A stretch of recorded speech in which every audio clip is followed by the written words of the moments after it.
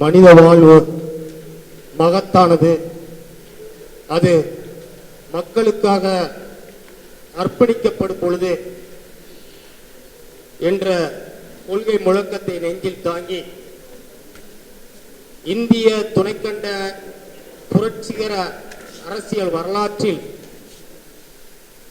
மனிதகுல விடுதலைக்காக குரல் கொடுக்கக்கூடிய எல்லோருடைய இதயங்களிலும் நீக்கமர நிறைந்திருக்கக்கூடிய பேராசிரியர் தோழர் சாய்பாபா அவர்களுடைய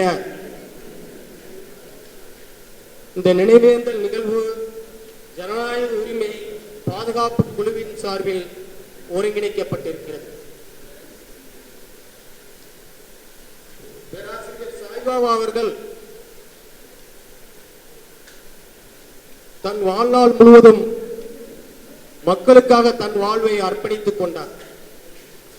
இன்றைய தினத்தந்தி இதழிலே 2 செய்திகள் இடம்பெற்றிருந்தது. இந்தியாவினுடைய உச்ச நீதிமன்றம் மாற்றுத்திறனாளிகளுக்கான அனைத்து வாய்ப்புகளையும் வசதிகளையும் அனைத்து தளங்களிலும் ஏற்பாடு செய்து கொடுக்கவில்லை என்றால் அது நீதிமன்ற அவமதிப்பு குற்றமாக கருதி நடவடிக்கை எடுக்கப்படும். அது பேருந்து நிலையங்களாக இருக்கட்டும், ரயில் நிலையங்களாக இருக்கட்டும், எத்தகைய இடமாக இருக்கட்டும். ஆனால் மாற்றுத்திறனாளிகளுக்கான சரியான வாய்ப்பு வசதிகளை ஒவ்வொரு மாநில நடுவண் அரசுகள் ஏற்பாடு செய்து கொடுக்க வேண்டும். இது உச்ச நீதிமன்றத்தினுடைய உத்தரவு என்று 3 நீதிபதிகள் கொண்ட அமர்வு இன்றைய ஓய்வு பெற்றிருக்கக்கூடிய தலைமை நீதி உட்பட அப்படி ஒரு தீர்ப்பை வழங்கி இருக்கிறார்கள். ஆனால் ஒரு கற்றறிந்த மனித குலத்தை நேசிக்கக்கூடிய ஒரு அறிஞரை, ஒரு மாற்றுத்திறனாளியை இவர்கள் சிறைச்சாலையிலே எவ்வாறு வைத்து கொடுமைப்படுத்தினார்கள் என்பதையும் நாம் இந்த நேரத்திலே நினைத்து பார்க்க வேண்டியுள்ளது. காங்கிரஸ் கட்சியினுடைய தலைவர் ராகுல் காந்தி அவர்கள் சொல்லி இருக்கிறார், மலையும் வளமும் மண்ணும் மத்திய பாஜக அரசால் கார்ப்பரேட்டுகளுக்கு தாரை வார்க்கப்படுகிறது என்று.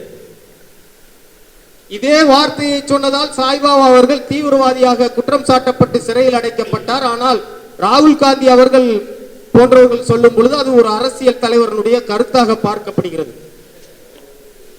இந்த தமிழ்நாட்டில், இந்திய துணைக்கண்டத்தில் இது நீண்ட நெடுங்காலமாக கல்வியாளர்கள், அறிஞர்கள், பேராசிரியர் பெருமக்கள், எழுத்தாளர்கள், கவிஞர்கள், கலைஞர்கள் ஒவ்வொருத்தருக்கும் ஒரு அரசியல் கருத்து இருக்கிறது.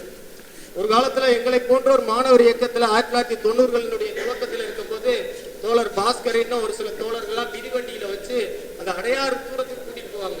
எங்கேயோ ஒரு தோழர் வீட்டுக்கு ஒரு குடிசை பகுதிக்கு போறோம்னு நினைச்சா அங்க சிஎல்ஆர்ஐ குடியிருப்புக்குள்ள போவாரு. மத்திய தோல் ஆராய்ச்சி நிறுவனத்தினுடைய அந்த குடியிருப்புக்குள்ள போறாங்க. ஜோசப்னு ஒரு பெரிய அறிஞர் இருந்தார். அவர் ஒரு விஞ்ஞானி, சிஎல்ஆர்ஐனுடைய விஞ்ஞானி. ஆனா அவர் இந்த போராட்டங்களை ஆதரிப்பாரு, இந்த மக்களுக்கான பணிகளை செய்வார். தொலைதூரத்துக்கு கல்கத்தா போன்ற, மும்பை போன்ற இடங்களுக்கு ஒரு மாநாட்டுக்கு, ஒரு கூட்டங்களுக்கு செல்லும் பொழுது 40 பேரை பிறந்தோழர், 30 மாணவர்கள் பிறந்தோன்னா அவர் மனைவியும் சேர்ந்து சப்பாத்தி செஞ்சு கொடுத்து அந்த எலுமிச்சை சோறுலாம் செஞ்சு கொடுத்து அனுப்பி வைப்பாங்க. ஆனா அவர் ஒரு பெரிய உச்சபட்சத்தில் இருக்கக்கூடிய ஒரு நல்ல ஒரு பொறுப்பில் இருக்கக்கூடிய, மாதாந்திர சம்பளம், நல்ல சம்பளம் வாங்கக்கூடிய ஒரு பெரிய ஒரு மேட்டுக்குடி வாழ்வை வாழக்கூடிய ஒரு நபர் தான். ஒருவேளை இன்னைக்கு அவர் உயிரோடு இல்லாம இருக்கலாம். அந்த நம்பிக்கையில நம்ம இன்னைக்கு அதை சொல்ல வேண்டியிருக்கு. ஏன்னா உயிரோட இருந்தா நீ இப்படிலாம் செஞ்சியான்னு அவரையும் கொண்டு போய் உள்ள போடக்கூடிய அளவுக்கு இன்னைக்கு நிலவரங்கள் மாறி போய் கிடக்கு. 1967 ஆந்திராவில் ஒரு ஊர்ல ஒரு சாதாரண ஒரு எளிய வேளாண் குடும்பத்துல பிறந்த ஒரு சாய்பாபா, தோழர் சாய்பாபா, ஒரு 5 வயதுல இருந்தே போலியோ நோயால பாதிக்கப்பட்ட ஒரு மாற்றுத்திறனாளி. தன்னுடைய தாயார் அப்படியே கெஞ்சி கதறி அப்படியே மகனை படிக்க வைக்கணுங்கிறதுக்காக தூக்கி கொண்டு போய் பள்ளிக்கூடத்துல விடுவோம்னு அவர் சொல்றாரு. தன்னுடைய செட்டிகள்ல 2 கால்களும் விளங்காத தன் மகனை, 2 கால்களாலும் நடக்க முடியாத தன் மகனை அவரது தாயார் தூக்கி சென்று பள்ளிக்கூடத்தில் விட்டு என்னை வளர்த்தார். என் தாயின் கனவை நனவாக்குவதற்காகத்தான் எனக்கு பேராசிரியர் பொறுப்பு கிடைக்கும் பொழுது கூட நான் டெல்லி பல்கலைக்கழகத்தில் பணி செய்யும் போது என் தாயின் கனவை நனவாக்க வேண்டும் என்பதற்காகத்தான் நான் அந்த பேராசிரியர் பொறுப்புல இருந்து கூட மக்கள் பணியை செஞ்சுக்கிட்டு பேராசிரியர் பொறுப்புல இருந்தேன். அது என் தாய்க்காக இருந்தேன். ஆனா என் தாய் புற்றுநோயால் பாதிக்கப்பட்டு உடல் நலிவுற்று படுத்த படுக்கையாக கிடந்த பொழுது அவரை பார்க்க வேண்டும் என்று நான் விடுப்பு கேட்ட பொழுது எனக்கு விடுப்பு வழங்கப்படவில்லை. அதே போன்று அவர் இறந்து போன பொழுது ஈமச்சடங்குகளுக்காக அனுமதிக்க கோரி நாங்க விடுப்பு கேட்ட பொழுது விடுப்பு வழங்கப்படவில்லை. இது இந்தியாவில் எல்லா நீதிமன்றங்களிலும் நடக்கும். நேற்று கூட ஒரு வழக்கில் தோழர் சங்கரசுப்பு அவர்கள் நீண்ட நெடிய நேரம் மாவோயிஸ்டுகள்னா யாரு, எம்சிசினா யாரு, பீப்புள்ஸ் வார்னா யாரு, இவங்க என்ன செய்யறாங்க, மத்திய இந்திய மாநிலங்களில் என்ன நடக்குது நீதிமன்றத்தில் இதை பேசுறாரு. ஒன்றும் சட்டவிரோதமாக எதுவும் பேசல. ஒரு உச்சபட்ச அதிகாரம் கொண்ட ஒரு உயர் நீதிமன்றத்தில் கூட இன்னைக்கு நம்ம பேசுற இதே கருத்தை உயர் நீதிமன்றத்தில் தோழர் சங்கரசுப்பு நேற்று பேசத்தான் செஞ்சார். ஒரு வழக்குல ஒரு தோழரை விடுவிக்க கோர்ற ஒரு வழக்குல அதை சொல்றாரு. இது இப்படி நடக்குது, இப்படி கார்பரேட்டுகள் கொள்ளை நடக்குது, நிலப்பரப்புகளுடைய கொள்ளை நடக்குது, மத்திய மாநிலங்களில் ஏழை எளியோர்கள் பழங்குடிகள் சுரண்டப்படுகிறார்கள். அந்த சுரண்டப்படுகின்றவர்களுடைய பக்கம் இந்த மாவோயிஸ்ட் என்று அழைக்கப்படுகின்ற தோழர்கள் நிற்கிறார்கள். அவங்க ஒரு கொள்கையை சொல்றாங்க, இவங்க ஒரு கொள்கையை சொல்றாங்க. இயேசு கிறிஸ்து இருக்கும்போது பரபாசன் ஒருத்தர் இருந்தார். இயேசுவை சிலுவையில் அறைவாங்க. இயேசுவை சிலுவையில் அறையுங்கள், பரபாசை விடுதலை செய்யுங்கள் மக்கள் கோரிக்கை வைப்பாங்க. காரணம் என்னன்னா, அந்த பரபாசிக்கிறவன் வன்முறை தீர்வை அன்றைக்கு கையாண்ட ஒரு நபர் சிறையில் அடைக்கப்பட்டிருக்காரு. காந்தி இருக்கும்போது பகத்சிங் இருந்த மாதிரி ஒரு கருத்து இருக்கு, அந்த கருத்துக்கு இன்னொரு மாற்று கருத்து இருக்கு. அந்த மாற்று கருத்தை அறிஞர் பெருமக்கள் ஆதரிக்கிறார்கள், கருத்து சொல்கிறார்கள், பேராசிரியர் பெருமக்கள் பேசுகிறார்கள், கலை இலக்கியவாதிகள் பேசுகிறார்கள், பாடகர்கள் பேசுகிறார்கள், எழுத்தாளர்கள் பேசுகிறார்கள். அவங்கள பிடிச்சி ஒரு கொடிய சித்திரவதை செஞ்சு ஷான் சுவாமி வழக்க பார்த்தோம். ஒரு உறிஞ்சு குழாய் கூட கொடுக்கல. இவர் அடைச்சு வச்சிருந்த அந்த சிறையை ஏதோ அண்டா செல்லுன்னு சொல்றாங்க. அண்டா செல் முட்டை வடிவத்தில் இருக்கிற ஒரு சிறை அறை. வடமொழியில அண்டாங்கிறது முட்டை. அப்போ ஒரு முட்டை வடிவத்தில் இந்த சேலத்துல எல்லாம் அந்த உயர் பாதுகாப்பு தொகுதியை பார்த்தோம்னா 2 கையை நீட்டிட்டு இப்படி தொட்டோம்னா 2 கையாலையும் 2 சுவரையும் தொட முடியும். அப்படிப்பட்ட சில சிறை அறைகள் இன்னும் பல்வேறு சிறைகள்ல இருக்கு. அப்ப அங்க அண்டா செல்லுன்னு ஒரு செல்லுல தான் அவர் அடைச்சு வச்சிருந்திருக்காங்க. முட்டை வடிவிலான ஒரு சிறையில் நீண்ட காலங்கள் அவரை அடைத்து வைத்து, இது உளவியல் ரீதியா கூட நீண்ட காலம் அடைத்து வைக்கும் போது பாதிப்பு வந்துடும். அவருடைய சிறை அறைக்கு முன்பு ஒரு ஒளிப்பட கருவியை சிசிடிவியை பொருத்தி வைக்கிறாங்க. ஒரு கழிப்பறைக்கு செல்வது, குளிப்பது ஒரு மாற்றுத்திறனாளிக்கு எவ்வளவு கடினமானதாக இருக்குங்கிறத யோசிச்சு பார்க்கணும். எவ்வாறு ஸ்டான் சுவாமிக்கு உறிஞ்சு குழாய் கொடுக்காம கடைசி வரைக்கும் ஒரு கொலை மாதிரி அதை செஞ்சு முடிச்சாங்களோ, அதே மாதிரியே இவர் பட்ட துன்பங்கள், துயரங்கள் உயர்நீதிமன்றத்தால் விடுவிக்கப்பட்ட 24 மணி நேரத்திலே உச்ச நீதிமன்ற தலையிட்டு இவருடைய விடுவிப்பு குறித்து மறுபரிசீலனை செய்ய திருப்பி அனுப்புங்க, திருப்பி சிறைக்கு அனுப்புறாங்க.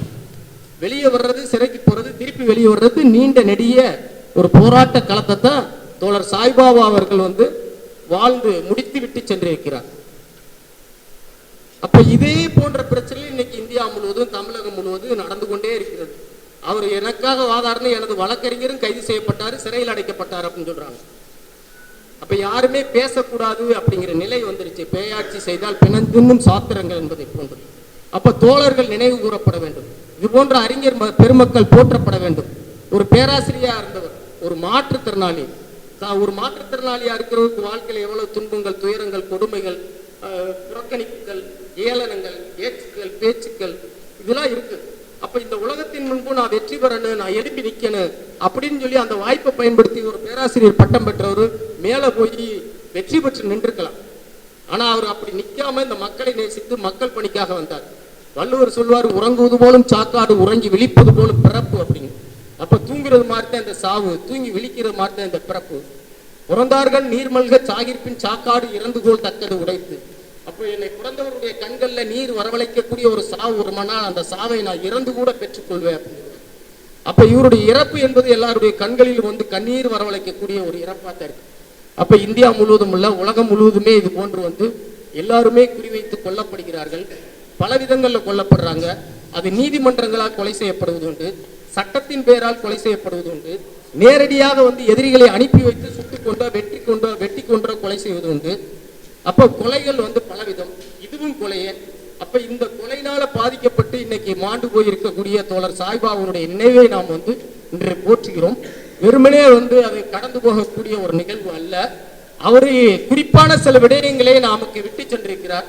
சிறைப்பட்டோர் அவர் சில நூல்களை எழுதியிருக்காரு, பல்வேறு நூல்கள் எழுதியிருக்காரு. சிறைப்பட்டோர் உரிமைகள் குறித்து தொடர்ந்து குரல் எழுப்பிக்கிட்டே இருந்திருக்காரு. அவரே ஒரு சிறைப்பட்டவர். அவர் அப்சல் குருவுக்காக குரல் கொடுத்திருக்காரு கடந்த காலங்கள்ல. அப்ப பின்னாடி அவரு சிறைப்படுறாரு. சிறைப்பட்ட காலத்திலேயே சிறைப்பட்டோர் உரிமைகளுக்காக பேசிக்கொண்டே இருக்கிறார். அப்ப சிறைப்பட்டோர் உரிமை என்பது இன்னைக்கு ஒரு முன்னுதாரணமான ஒரு முக்கியமான ஒரு பிரச்சனையா இன்னைக்கு உலகெங்கும் இருக்கிறது, இந்தியாவிலும் இருக்கிறது, தமிழகத்திலும் இருக்கிறது. எனவே சிறைப்பட்டோர் உரிமைகளுக்கு குரல் கொடுப்பதை நாம் முக்கியமான ஒரு கடமையாக எடுத்துக்கொள்ள வேண்டும். மனித உரிமைகளுக்காக குரல் கொடுப்பதை ஒரு கடமையாக, ஐக்கிய நாடுகள் அவை வரைக்கும் அவர் சிறைப்படுத்தப்பட்டது ஐக்கிய நாடுகளுடைய மனித உரிமைகள் ஆணையம் வரைக்கும் புகார் செய்யப்பட்டது தோழர் சாய்பாபாவுடைய கைது குறித்து. அப்ப இந்த மாதிரி இருக்கின்ற சூழல்ல இங்கு கூடியிருக்கின்ற தோழர்கள் நாம் கூடினோம் கலைந்தோம் என்று அல்லாமல் தமிழ்நாட்டில் குறிப்பாக இது ஒரு அகில இந்திய அளவில் ஒரு ஜனநாயக உரிமை பாதுகாப்பு குழு என்ற அமைப்பு இயங்கினாலும் இந்திய துணைக்கண்டம் முழுவதும் இது போன்ற அரசியல் கருத்துக்கள் பேசக்கூடியவர்கள் பலரும் இருந்தாலும் கூட தமிழ்நாட்டிலே தோழர் சாய்பாபாவின் நினைவாக இங்கு இருக்கக்கூடிய தோழர்கள் அனைவரும் ஒரு முன்னெடுப்பு செய்து ஒரு சென்னை போன்ற ஒரு பெருநகரத்திலே ஒரு நூலகத்தை அமைத்து அந்த நூலகத்திலே ஒரு படிப்பகத்திலே நாம் எல்லாம் ஒன்று கூடி சிறைப்பட்டோர் உரிமைகள் குறித்தும் மாந்த உரிமைகள் குறித்தும் மனித உரிமைகளுக்காக மக்களுக்காக குரல் கொடுக்கின்றவர்களுக்கு நிகழ்கின்ற பல்வேறு இது போன்ற துயர்களை இந்த சட்ட ரீதியாக தொடுக்கப்படுகின்ற யுத்தங்களை தட்டி கேட்பதற்கான ஒரு அமைப்பை உருவாக்கி செயல்படும் பட்சத்தில் அது போன்ற விடயங்களுக்கு அது போன்ற முன்னெடுப்புகளுக்கு என்றும் நாம் உறுதுணையாக நிற்போம் என்று கூறி வாய்ப்புக்கு நன்றி கூறி விடைபெறுகிறேன். தோழர் சாய்பாபாவின் நினைவு நீடூழி வாழ்க. நன்றி, வணக்கம்.